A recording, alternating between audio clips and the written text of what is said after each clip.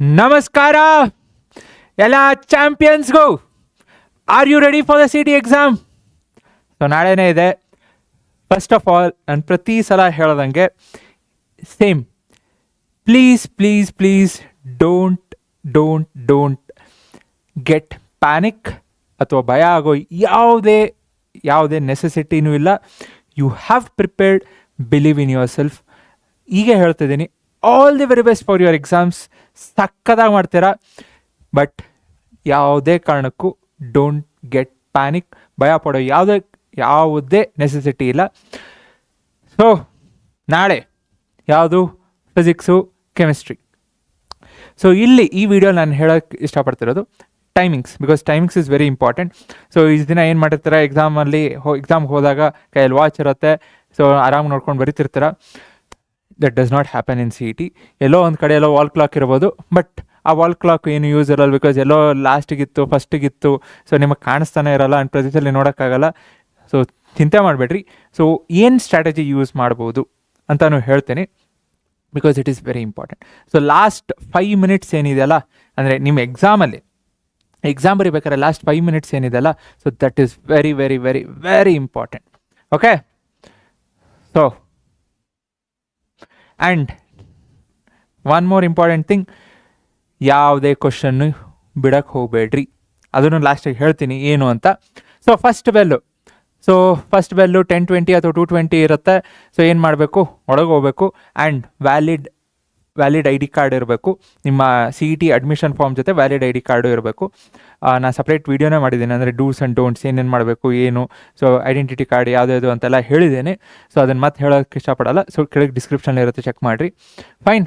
So ಅದಾದಮೇಲೆ main important, so second bell ಹಾಕಿದಾಗ ಏನಾಗುತ್ತೆ, ಸೊ ನಿಮಗೆ OMR ಶೀಟ್ಸ್ ಕೊಡ್ತಾರೆ, ನೀವೆಲ್ಲ ಕ್ಲೀನಾಗಿ ಬರೀಬೇಕು, ಏನೋ ಹೆಸರು ಬರೀಬೇಕು, question paper is fully intact. Okay, next ಅದಾದಮೇಲೆ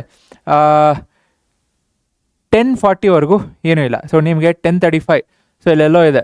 ಸೊ ಏನಾಗುತ್ತೆ, ಸೊ 10:35ಗೆ, ಸೊ ನಿಮಗೆ 10:35ಗೆ ಸೂಪರಿಂಟೆಂಡೆಂಟ್ ಬರ್ತಾರೆ.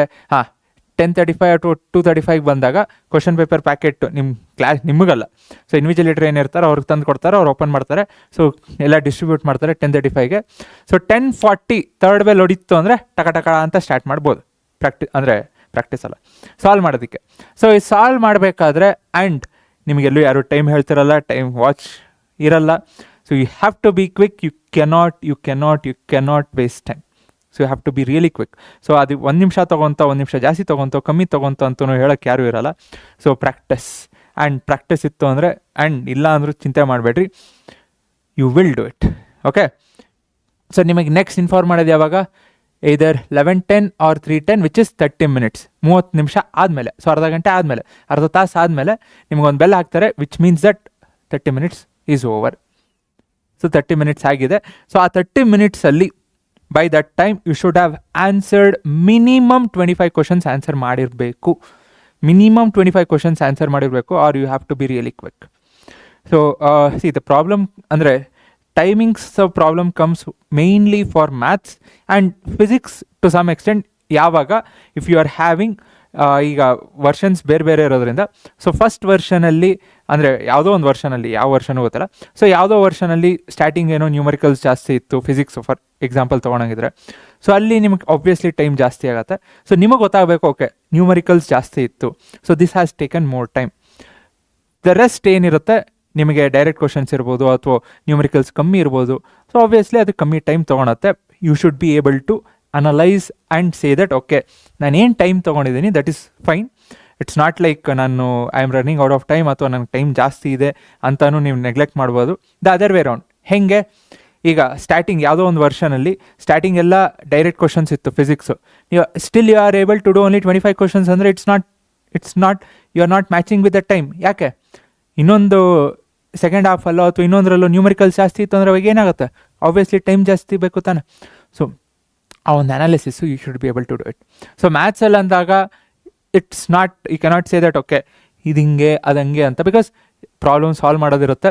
ಬಟ್ ಮ್ಯಾಥ್ಸಲ್ಲಂತೂ you have to be able to solve at least 25 questions by first, ಅಂದರೆ 4th bell ಆಗೋವರೆಗೆ. So 4th bell ಆಗೋ ಅಷ್ಟರಲ್ಲಿ ಅಟ್ಲೀಸ್ಟ್ 25 ಕ್ವಶನ್ಸ್. ಓಕೆ, ಹಿಂದೆ ಮುಂದೆ ಒಂದು +or -2, ಓಕೆ +2 ಆದರೆ ದಟ್ಸ್ ರಿಯಲಿ ಗುಡ್.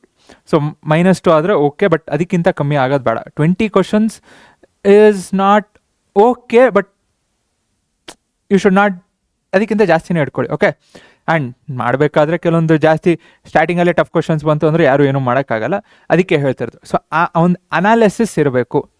ಈಗ ಫಾರ್ ಎಕ್ಸಾಂಪಲ್ ಅದು ತೊಗೊಳ್ರಿ, ಈಗ ಮ್ಯಾಥ್ಸ್ ಯಾವುದೋ ಒಂದು ವರ್ಷನ್ ಬಂತು. ಸೊ ಸ್ಟಾರ್ಟಿಂಗಲ್ಲಿ ನಿಮಗೆ ಈಗ ಫಾರ್ ಎಕ್ಸಾಂಪಲ್ ಸಿ ವರ್ಷನ್ನು ನಿಮಗೆ ಫುಲ್ ಟಫ್ ಇತ್ತಪ್ಪ, ಅಂದರೆ ಸ್ಟಾರ್ಟಿಂಗ್ ಫಸ್ಟ್ 30 ಕ್ವಶನ್ಸ್ ಟಫ್ ಇತ್ತು.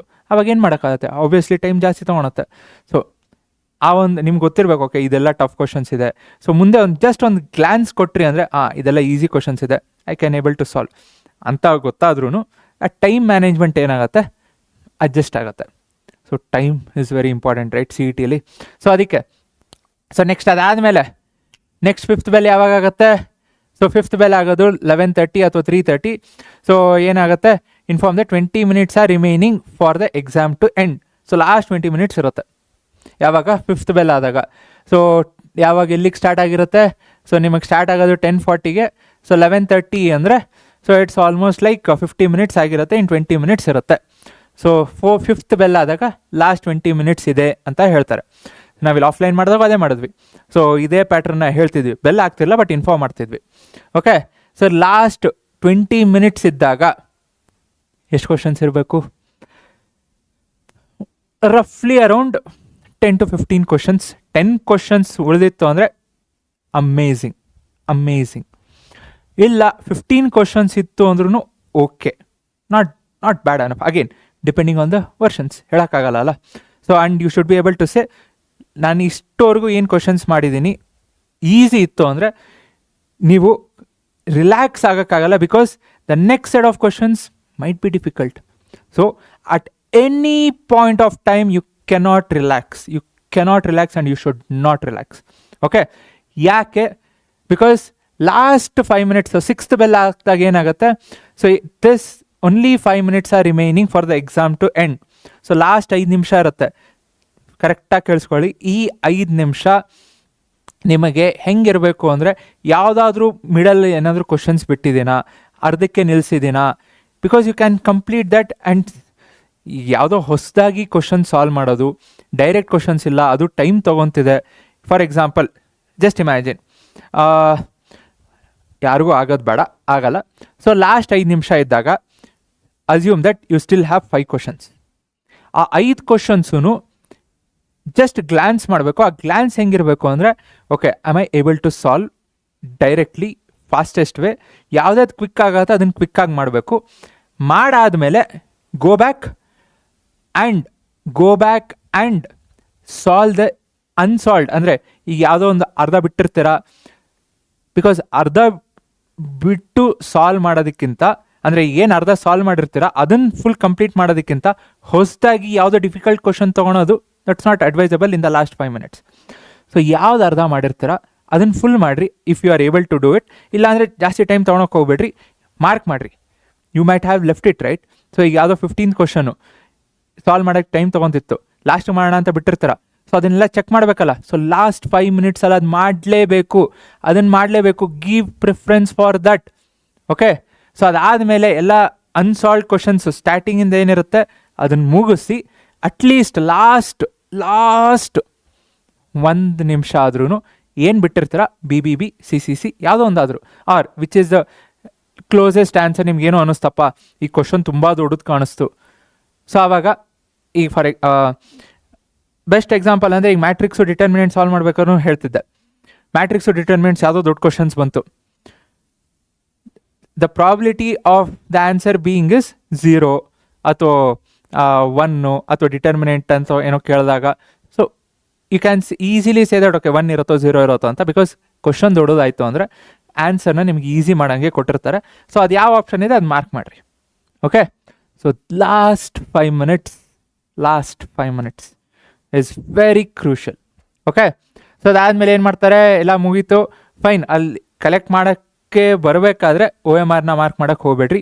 OMR ಕ್ಲೀನಾಗಿರಬೇಕು. And OMR marking is very important. ಯಾಕಂದರೆ ನಿಮ್ಮ CET ನಂಬರ್ ಏನಿರುತ್ತಲ್ಲ ಅದನ್ನು ಕ್ಲೀನಾಗಿ ಬರೀಬೇಕಾದ್ರೆ 0 ಎಲ್ಲಿದೆ, 1 ಎಲ್ಲಿದೆ, 2 ಎಲ್ಲಿದೆ ಅದೇ ಲೈನಲ್ಲಿ ಮಾರ್ಕ್ ಮಾಡಬೇಕು. Because O M R marking careful ಆಗಿರಬೇಕು. They don't give you another O M R. Okay, so ಅದಕ್ಕೆ O M R marking very very very very careful. Especially ನಿಮ್ಮ ಸಿ ಟಿ ನಂಬರು ಆ್ಯಂಡ್ ಹೆಸರನ್ನು ಕ್ಯಾಪಿಟಲಲ್ಲಿ ಬರೀಬೇಕು. ಒ M R ಕ್ಲೀನಾಗಿ ಅಂದರೆ ನಂಬರ್ಸ್ನ ಕ್ಲೀನಾಗಿ mark ಮಾಡಿರಿ. ಮಾರ್ಕ್ ಆದಮೇಲೆ at the end O M R sheet ಕೊಡೋದಕ್ಕಿಂತ ಮುಂಚೆ ನಿಮಗೆ ಕೆಳಗೆ ಕಾರ್ಬನ್ ಕಾಪಿ ಅಂತ ಇರುತ್ತೆ. ಅದನ್ನು ತೆಗೆದು ಅದು ನಿಮ್ಮ ಹತ್ರ ಇಟ್ಕೊಳ್ರಿ. ಮೇನ್ ಒ ಎಮ್ ಆರ್ ಏನಿರುತ್ತೆ ಅವ್ರಿಗೆ ಕೊಡ್ರಿ. Okay, so before allowing the candidates, okay, ensure that they have collect O M R sheets. So ಇಲ್ಲಿದೆ ನೋಡಿರಿ, return the bottom sheet replica candidate copy ಏನಿರುತ್ತೆ ಅದು ನಿಮ್ಮ ಹತ್ರ ಇರಬೇಕು. Candidate copy main O M R ಶೀಟ್ನ ಅವ್ರಿಗೆ ಕೊಡಬೇಕು. Okay, because candidate copy is important. ಏನೋ ಮಿಸ್ಟೇಕ್ ಆಯಿತು ಅಥವಾ ಏನೋ ಆಯಿತು ಅದು ಪ್ರೂಫ್ ಆಗಿರುತ್ತೆ. Okay, fine. ಸೊ ಅಷ್ಟೇ, ದಟ್ಸ್ ಇಟ್.